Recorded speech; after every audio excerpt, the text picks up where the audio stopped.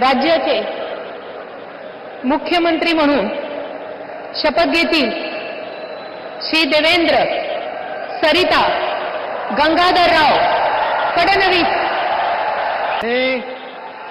मी देवेंद्र सरिता गंगाधरराव फडणवीस ईश्वर साक्ष शपथ घेतो की कायद्याद्वारे स्थापित झाले आहे अशा भारताच्या संविधानाबद्दल मी खरी श्रद्धा व निष्ठा बाळगेन। मी भारताची सार्वभौमता व एकात्मता उन्नत राखीन।